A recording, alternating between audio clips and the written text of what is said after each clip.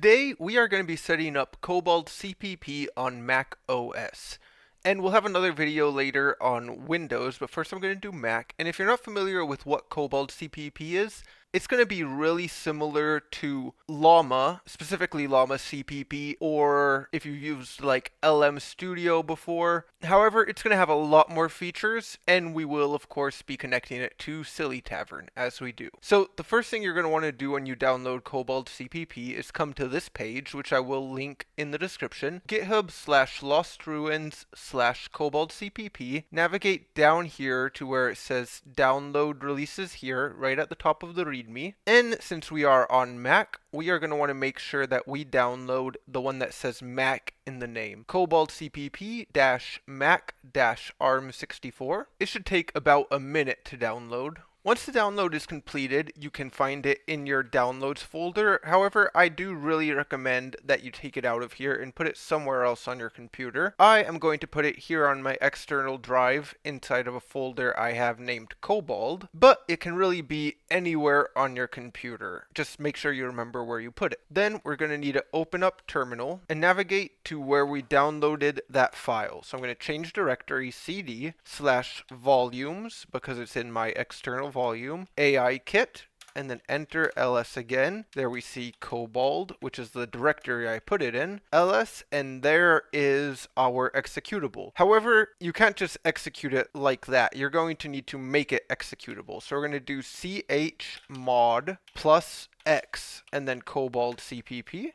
And it should now be executable, so I can use ./Koboldcpp-Mac-ARM64. But this is actually not going to work. When I click enter, it gives me this warning. And you do need to do this once and get this warning, but once you get that, that's totally fine and expected. You're going to want to come over here to System Settings, come to Privacy and Security, navigate all the way down to here where it says security, and it should say that this program was blocked and give you the allow anyway option. And if you don't see this, just try to run it with ./Koboldcpp-Mac-ARM64 one more time, and then click allow anyway, and now I should be able to run it. So we're going to do ./Koboldcpp, and it prompts me if I actually want to open it for sure. I do, and then I have to enter my password.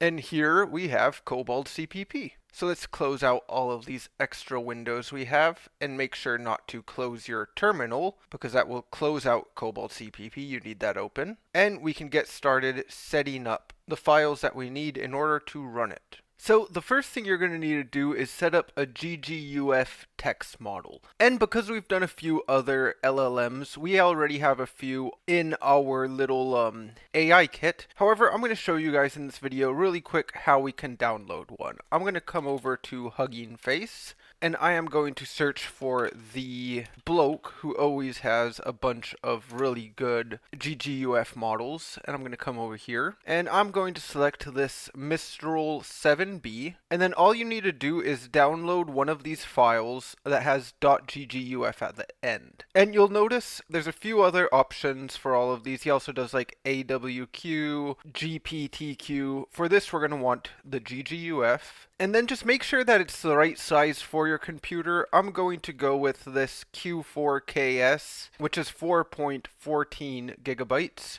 All of these different Q versions might seem a little weird. Basically, those are just quants. And in general, bigger is going to be higher quality, smaller is going to be faster, and run on a smaller computer. And this computer is pretty small, so we're going to download this file right here. And I actually already had it downloaded, so I'm going to close out this new download, and we're just going to take that old version I have of it and drag it over here into our LLM models. And now we can browse and select the model you want. And you are going to need to adjust the context size right here. Keep in mind, if you go too small, it won't be able to maintain context, just like in SillyTavern. And if you go too big, it may not work if you overload your memory. I'm going to be leaving it at this 12,288 and launch it. And we are already in Kobold. If it's your first time opening it, it may give you an option about what sort of UI you want. But right here, you can already start chatting with your model. You can do something like, hello, how are you? Just out of curiosity to see what it responds with. And it should respond. And it does indeed. Text-based AI doesn't experience emotions. And if you want to create a new session, this would eliminate your current session. And you can also open up scenarios. So Koboldcpp has a bunch of different scenarios that you can use. Basically, really similar to what you would be doing inside of SillyTavern. For example, I can select like this Erica character. This is a socially awkward, neat girl who spends most of her time in front of the computer. I don't know what neat is. Let's not do that one. Oh, here we go. A kobold. A small red kobold on a mission to find a big sorcerer. And then he's going to have his prompt, and you can discuss with him whatever you want, just like you're talking to a character inside of SillyTavern. So I haven't heard of that sorcerer. But if you're on our channel, you're probably looking to use this inside of SillyTavern. So we are going to connect to SillyTavern, and it's important to note this is going to be on localhost 5001 by default. So if you wanted to connect to it, that's the port we're going to be looking for, and you can connect to OpenAI compatible at 5001/v1. So let's open up another terminal window and start our SillyTavern. Or actually, I'm going to use our little one-click start over here. We have that on another video, but now I am going to create a new connection profile, and we're going to call this Kobold. And we are going to select Koboldcpp. We do not need this, and the default URL will be correct because by default it will host on port 5001. And this will allow us to derive context size from the backend. So if you recall, we set the context size when we launched Kobold. This will grab the context size right there and use it as our current context size. And now we can continue chatting up with our characters. So if I come over to Serafina, and I don't remember, this was just like a test chat, but if I ask her, how are you doing?